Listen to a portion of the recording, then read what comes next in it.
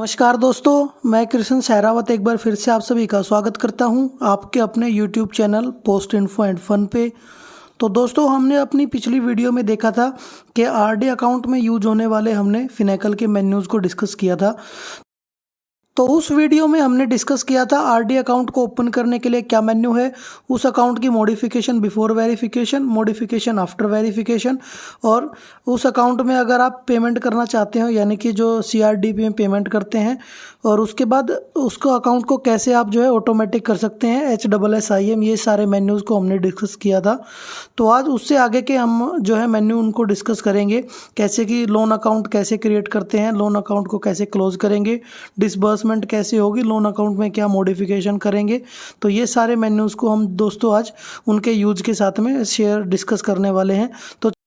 तो दोस्तों, RD account में लोन आप आफ्टर कंप्लीशन ऑफ 1 ईयर यानी कि आरडी अकाउंट को चलते हुए जब 1 साल हो जाए उसके बाद आप लोन को ले सकते हैं। तो लोन अकाउंट पहले आपको क्रिएट करना पड़ेगा। तो उसके लिए आपका जो मेन्यू है CAOLARD, तो ये मेन्यू है आपका आरडी लोन अकाउंट ओपन करने के लिए। तो इससे दोस्तों आपका आरडी का लोन अकाउंट ओपन हो जाएगा, और आपका आरडी का जो लोन अकाउंट होगा वो अकाउंट नंबर होगा आपका आरडी का अकाउंट नंबर, और उसके लास्ट में एक 1 ऐड हो जाएगा।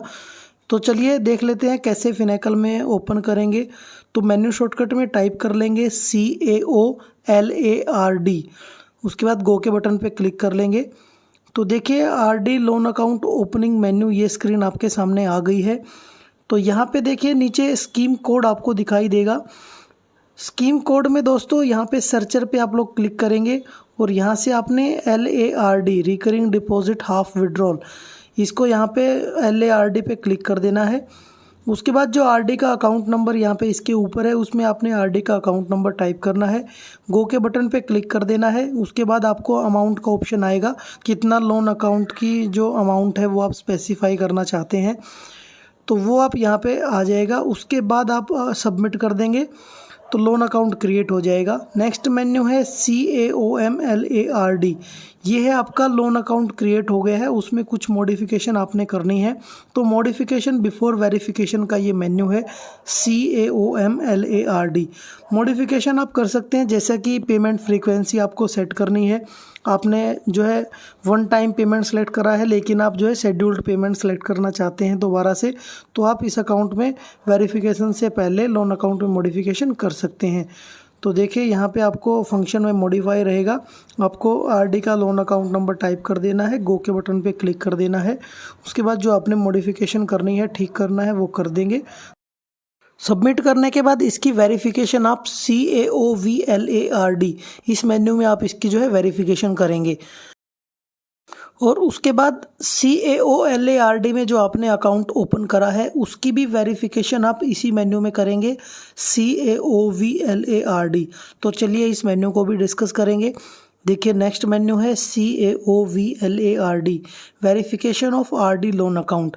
तो CAOLARD या फिर CAOMLARD, इसमें आपने जो भी अकाउंट क्रिएट करा होगा उसकी वेरिफिकेशन आप CAOVLARD में करेंगे। तो मेन्यू शॉर्टकट में ये आपने टाइप कर देना है। उसके बाद ये वेरिफिकेशन की स्क्रीन आपके सामने आ जाएगी, RD loan account verification. Function में वेरीफाई रखेंगे और अकाउंट नंबर में आरडी लोन अकाउंट।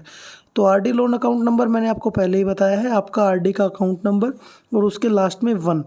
यहाँ से आप अगर कैंसिल करना चाहें लोन अकाउंट को तो आप कैंसिल भी कर सकते हैं। फंक्शन में आप कैंसिल रखेंगे और वही आपका अकाउंट नंबर। तो ये जो कैंसिल होगा ये डिसबर्समेंट से पहले होगा। तो जब आप वेरीफाई कर देंगे तो आपका आरडी का लोन अकाउंट नंबर है वो क्रिएट हो जाएगा।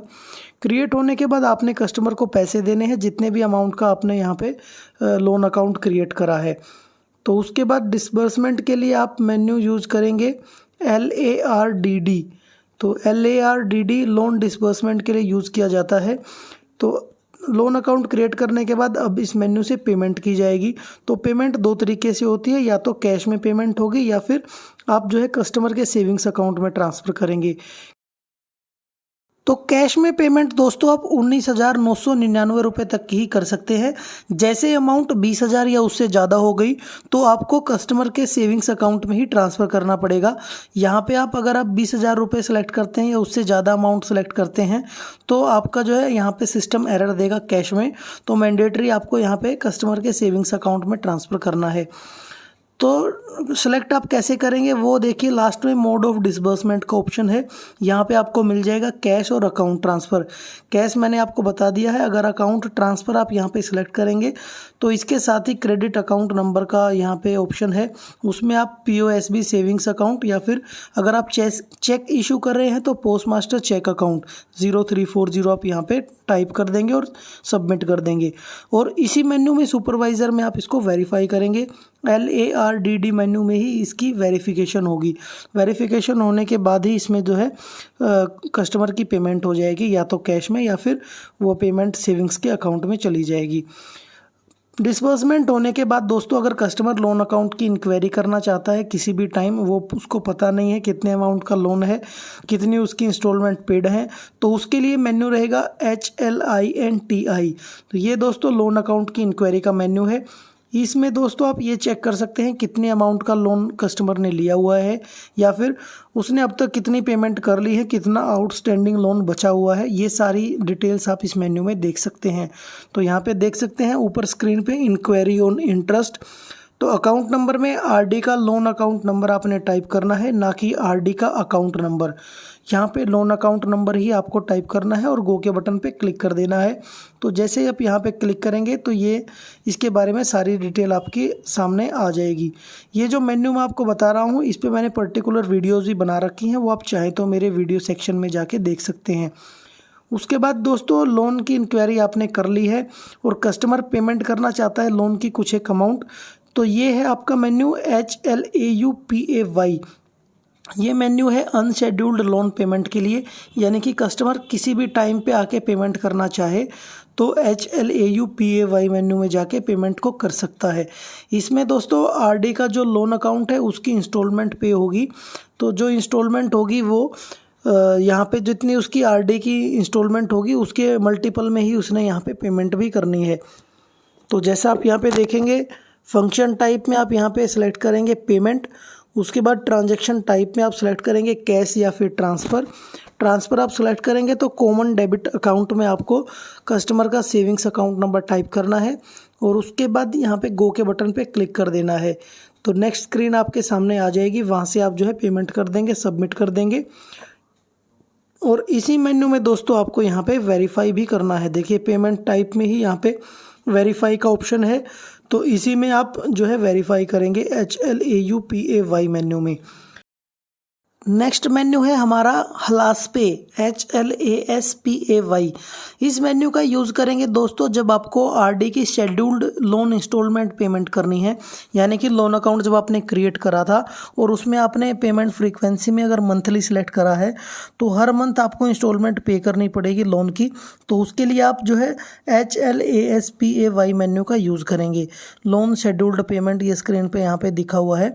उसके बाद की जो प्रोसेस होगी वो लगभग सेम ही होती है, जैसे हलाउ पे की प्रोसेस है वैसे ही सेम HLASPAY की प्रोसेस है। डिफरेंस बस इतना है कि इसमें जो मंथली अगर इंस्टॉलमेंट सेलेक्ट करना चाहे तो मंथली जो पेमेंट होगी वो HLASPAY शेड्यूल्ड पेमेंट होगी। अगर कभी भी आके पेमेंट करना चाहे कस्टमर लोन की तो HLAUPAY में वो पेमेंट होगी। नेक्स्ट जो हमारा मेन्यू है दोस्तों वो है HPAYOFF। ये मेन्यू यूज़ होता है दोस्तों जब RD का लोन पूरा पेमेंट करना चाहे कस्टमर विद इंटरेस्ट के साथ में, तो आपको HPAYOF का यूज़ करना है, क्योंकि हलाउ पे और हलास पे में आप सिर्फ जो है RD का जो प्रिंसिपल अमाउंट आपने लोन लिया हुआ है उसी को पेमेंट करेंगे। इंटरेस्ट की पेमेंट करने के लिए या फिर फुल अमाउंट पेमेंट करने के लिए आपको HPAYOF मेन्यू का यूज़ करना पड़ेगा। इसी में दोस्तों आप इंक्वायरी करके भी इंटरेस्ट का पता लगा सकते हैं, कितना कस्टमर को इंटरेस्ट जो है वो देना पड़ेगा RD के लोन पे।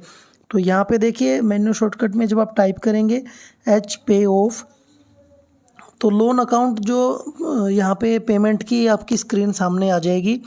तो यहाँ पे देखिए जैसा मैंने आपको बताया है इंक्वायरी सेलेक्ट कर सकते हैं। इंक्वायरी यहाँ पे सिलेक्ट करते टाइम आपको एक बात ध्यान रखनी है, जब आप फंक्शन यहाँ पे सिलेक्ट करेंगे तो एक बार जो फंक्शन आपने सिलेक्ट कर दिया उसके बाद आप दोबारा से कोई दूसरा फंक्शन सिलेक्ट नहीं कर पाएंगे।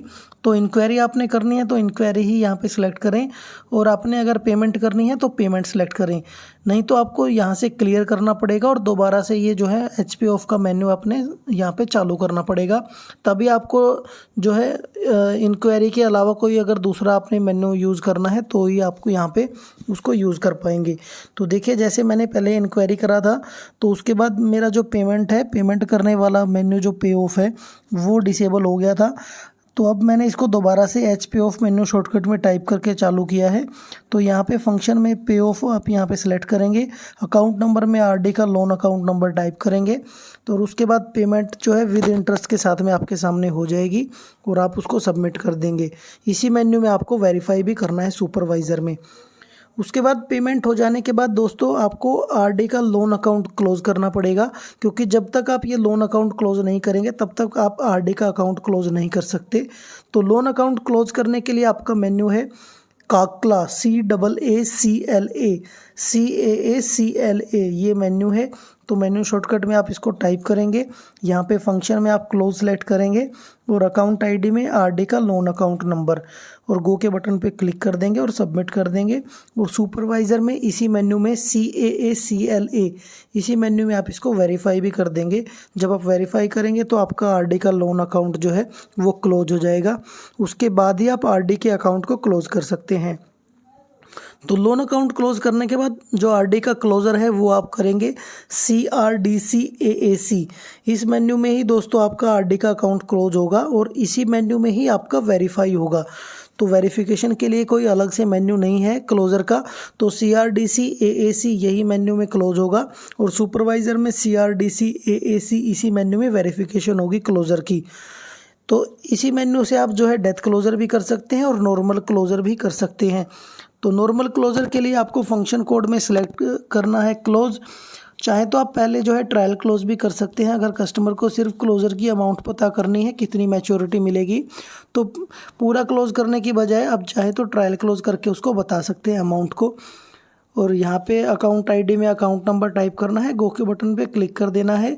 नेक्स्ट स्क्रीन में आपको जो है अमाउंट मिल जाएगी। अगर आप RD का डेथ क्लोज़र करना चाहें तो यहाँ पे फंक्शन में क्लोज या ट्रायल क्लोज सेलेक्ट करेंगे और डेथ क्लोज़र के ऑप्शन पे यस कर देंगे तो CIF ID का ऑप्शन हाईलाइट हो जाएगा। तो यहाँ पे आप जो है CIF ID टाइप करेंगे।